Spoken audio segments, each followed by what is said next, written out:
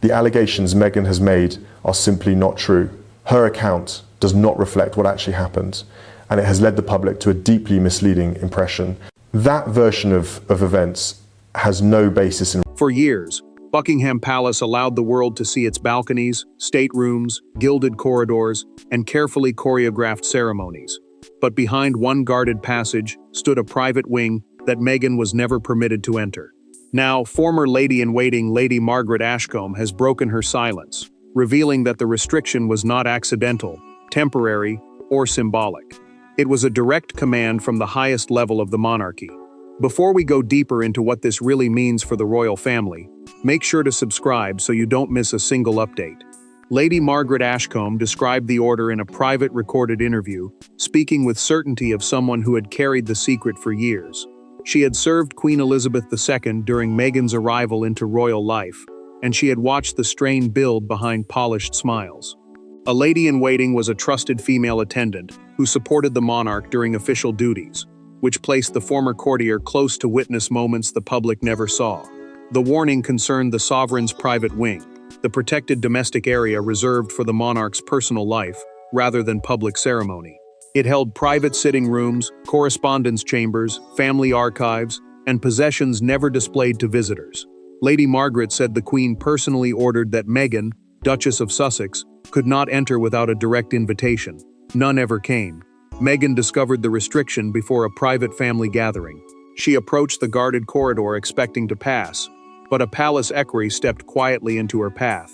An equerry was a royal officer assigned to assist senior members of the household and enforce formal instructions. Her face changed. Expectation became disbelief, then humiliation, as the officer refused to move. Prince Harry saw everything. He asked why his wife was being treated differently, and the tension in his voice silenced the nearby courtiers. Harry demanded an explanation, yet no one answered. Meghan remained beside him, deeply wounded by the refusal, and more disturbed by the silence surrounding it.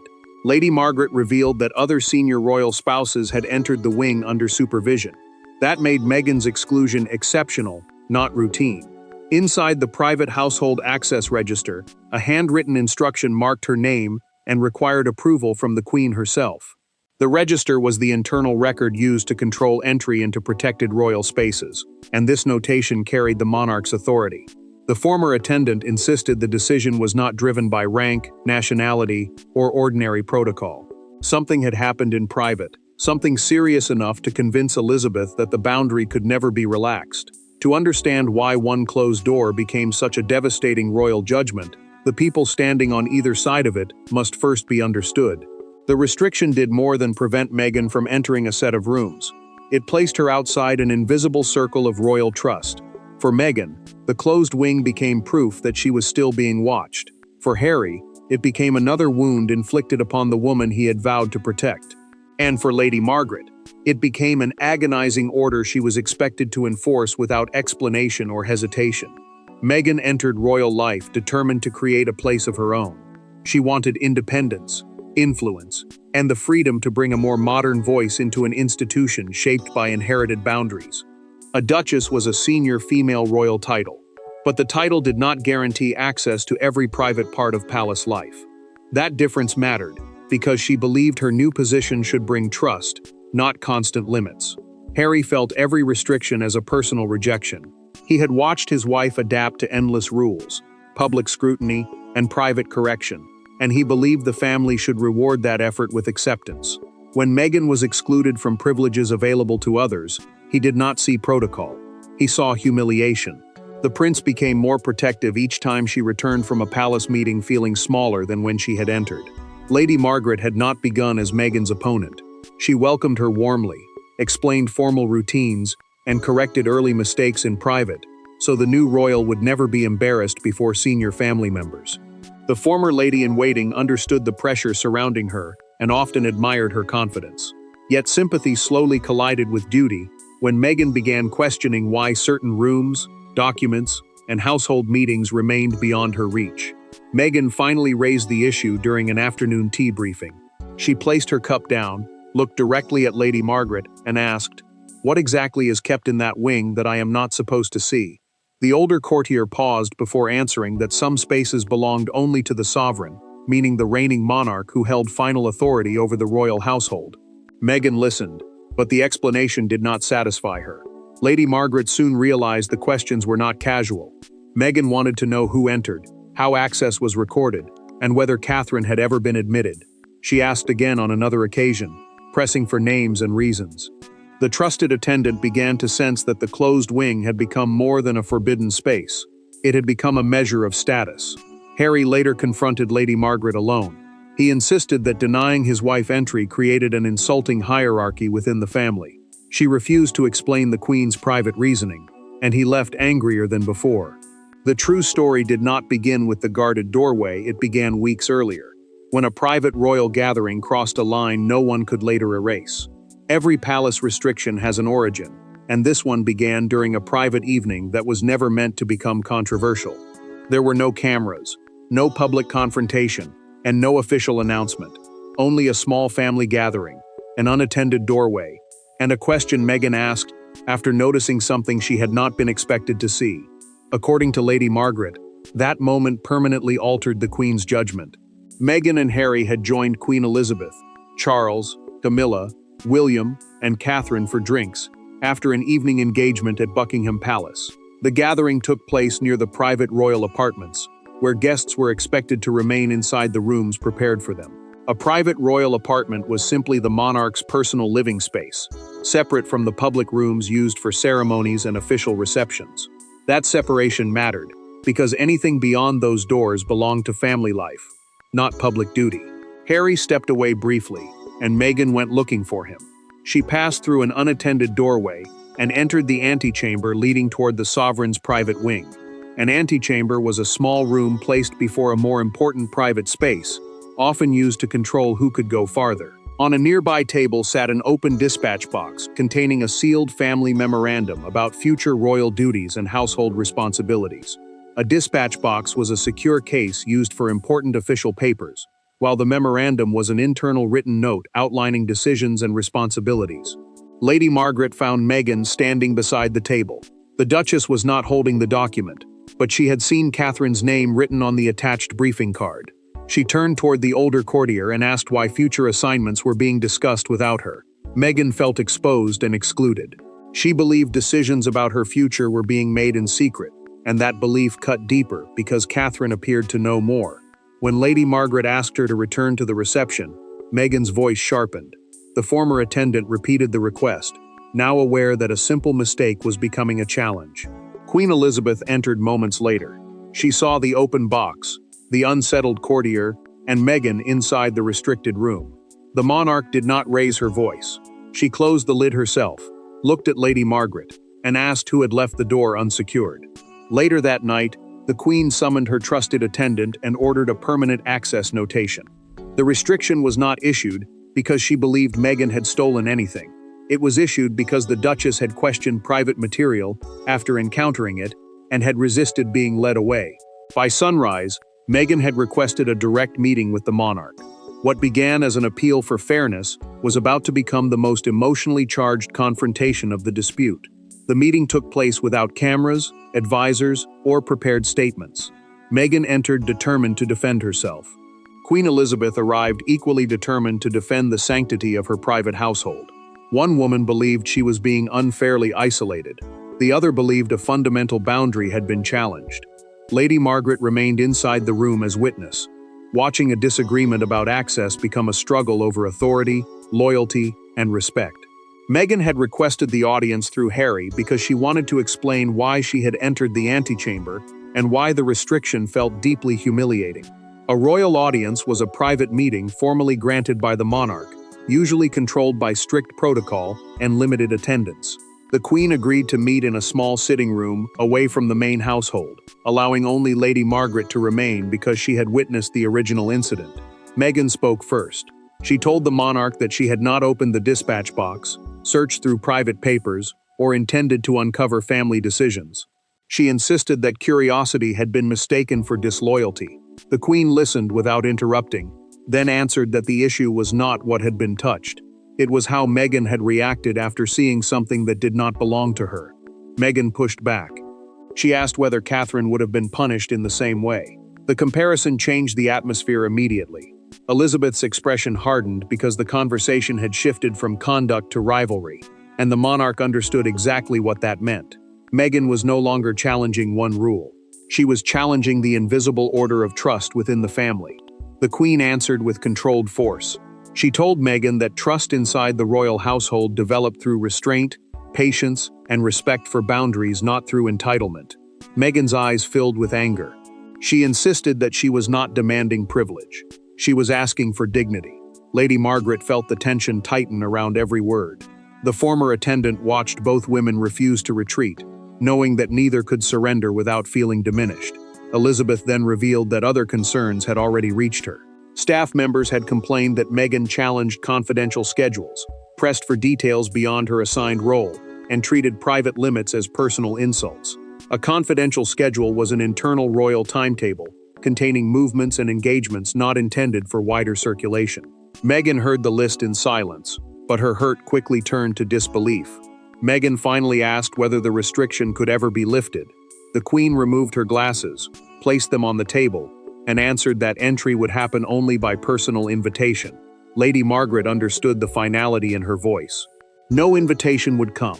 Meghan left wounded. Harry, however, was ready to fight. The Queen had spoken with finality, yet he refused to accept that final word, and his next move pulled Charles and William directly into the dispute. Royal authority rarely announces itself with shouting. It appears in signatures, access lists, staff instructions, and doors that remain closed no matter who demands entry. Meghan believed the Queen alone had imposed the restriction, but Lady Margaret revealed in her recorded interview that the decision survived because several powerful figures quietly supported it. Behind the palace walls, loyalty formed around the monarch, and Harry discovered that even his father would not challenge her command. The Queen controlled access to the sovereign's private wing with the help of her private secretary, the head of the household, and a small circle of trusted attendants. A private secretary was the senior advisor who managed the monarch's official business, while the head of the household supervised staff and the running of royal residences. Together, they protected personal papers, family possessions, and rooms Elizabeth considered beyond public or political reach. Charles learned of the restriction only after Harry demanded intervention. As heir to the throne, he carried enormous influence, but he could not override the reigning monarch inside her own private household. That limit mattered because the prince had built his appeal around one belief: his father could force the Queen to compromise. Charles read the access memorandum alone in his study. The document was an internal written instruction setting out who could enter the protected wing and under what conditions. He reached the handwritten order beside Meghan's name, removed his glasses, and placed the page down. For several moments he said nothing. The silence revealed what Harry had feared. His father understood the pain, but he would not challenge the command. Harry arrived expecting support. Instead, he found Charles measured, cautious, and unwilling to describe the restriction as unjust. The younger prince felt abandoned by the one person he believed could protect Meghan from another humiliation. Charles urged him to lower the emotional temperature. He advised Meghan to rebuild confidence gradually and allow trust to return through patience. Harry heard something else. He heard another demand that his wife endure rejection quietly, while the family defended the system that had wounded her. Lady Margaret also revealed that William had been consulted after the antechamber incident. He had not requested the restriction, but he supported stronger protection for the Queen's private papers. The future king believed personal documents had to remain secure, even when enforcement caused anger within the family. Catherine's name made everything more dangerous. Meghan suspected the future duties listed in the memorandum would draw the princess closer to Elizabeth, while leaving her outside the inner circle. William's support only deepened that fear. Once the family closed ranks around the Queen's decision, Meghan stopped seeing the locked wing as a single restriction, and began seeing it as the symbol of her entire royal life. The ban remained private, but its effects appeared everywhere. Invitations changed. Briefings became shorter. Staff members measured every word around Meghan. Harry grew increasingly furious, while the Duchess began to recognize that the palace did not intend to explain, apologize, or reverse course. According to Lady Margaret's recorded interview, the most painful moment came when Meghan finally understood that everyone around her already knew the door would remain closed. Household officials tightened access procedures after the Queen's decision. Meghan's movements near the private apartments now had to be coordinated in advance, and staff members were instructed to redirect her before she reached protected areas. The private apartments were the monarch's personal rooms, separated from the formal spaces used for public duty.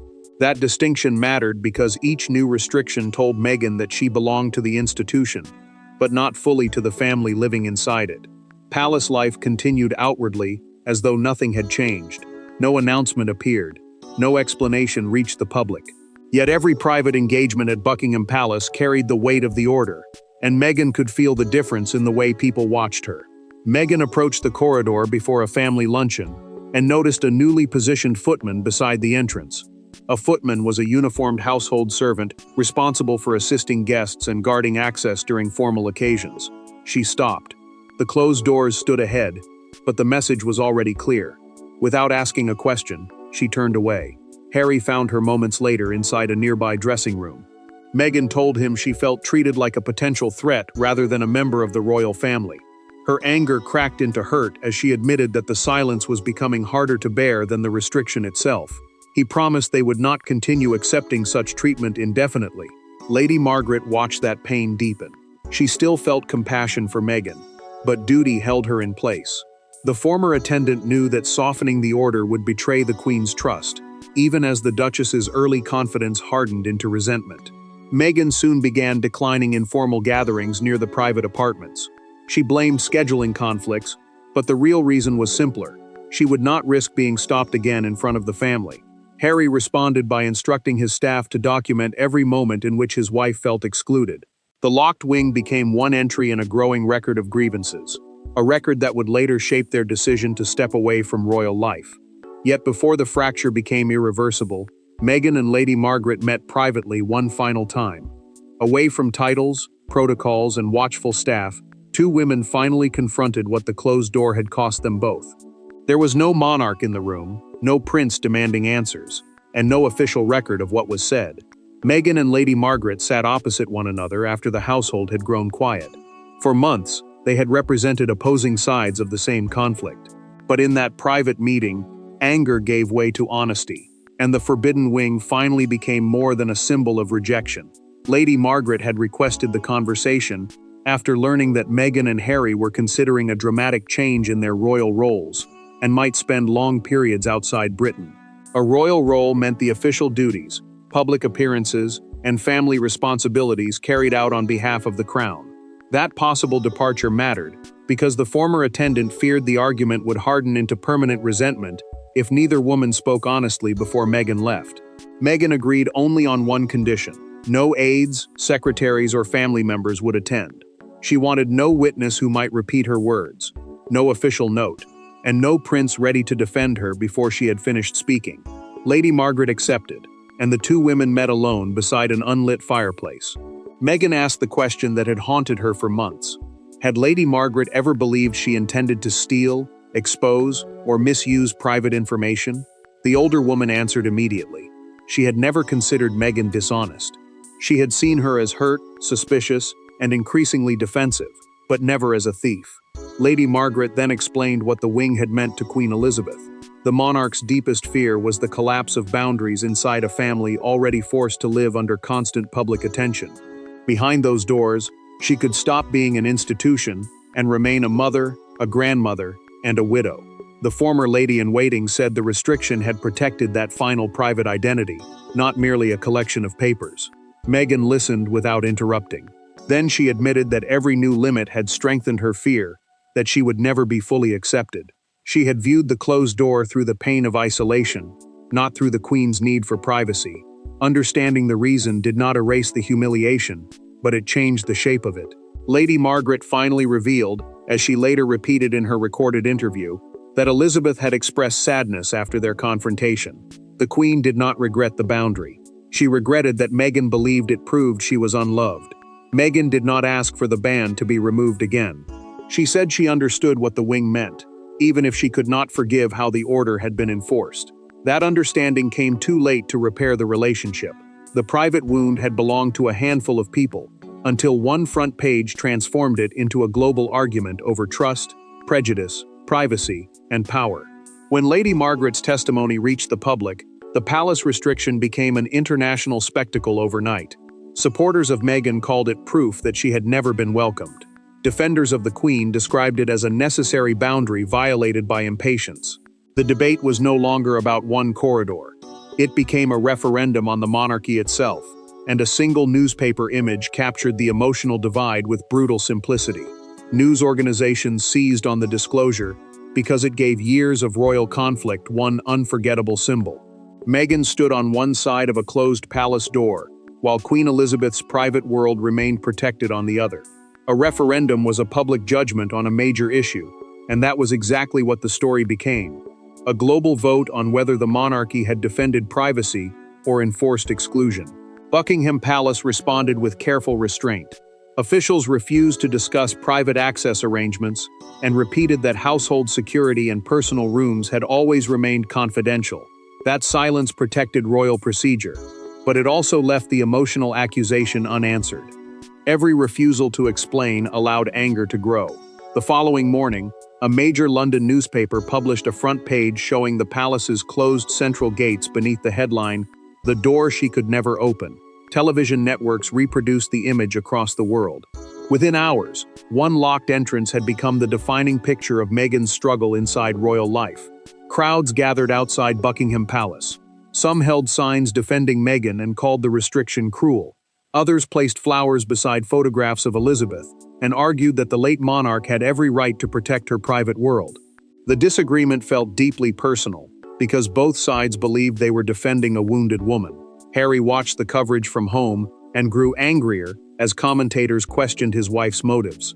He switched off the television and told Meghan that the public would never understand what the restriction had felt like from inside the family. The prince still saw the locked wing as proof that she had been judged before she had been accepted. Meghan remained quieter. Lady Margaret's recorded revelation that the Queen had felt sadness complicated the story she had carried for years. She could no longer see Elizabeth only as the person who had closed the door. The monarch had also been someone afraid of losing the last private refuge she possessed. William reacted with caution. He privately urged palace staff not to attack Meghan or aggressively contradict Lady Margaret, fearing that a defensive campaign would damage his grandmother's memory even further. The future king understood that victory in public could still become defeat for the family. Beyond the headlines and anger remained a final verdict, one that neither absolved the palace nor condemned Meghan, but revealed the tragedy at the heart of their separation. In the end, Meghan never entered the sovereign's private wing. The Queen never withdrew her instruction. Harry never accepted the restriction as fair, and the palace never found a humane way to explain it. The door remained closed until Elizabeth's final days, but its true legacy was not the secret objects or documents hidden behind it. Its legacy was the emotional distance it created between people who no longer trusted one another. Elizabeth had protected more than private papers. She had protected the final domestic refuge, where she could remain a mother, grandmother, and widow, rather than the public face of the crown.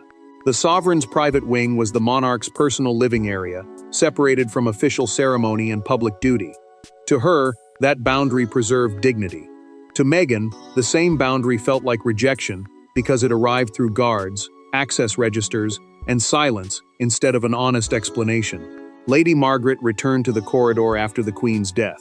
The former attendant later described the moment in her recorded interview, recalling how she stood before the doors and touched the handle without opening them. She remembered Elizabeth's fear of losing privacy. She also remembered Meghan's pain at being treated as though she did not belong. One doorway now carried the weight of both women. Meghan eventually understood that the restriction had not proved she was considered criminal, dishonest, or unworthy. It reflected the anxiety of an elderly sovereign determined to protect the last private part of her life. That realization softened the meaning of the decision, but it could not erase the humiliation caused by how the order had been enforced. The Queen's failure was not the boundary itself. Her failure was allowing palace machinery to speak for her. Palace machinery meant the staff, rules, records, and formal procedures used to carry out royal decisions.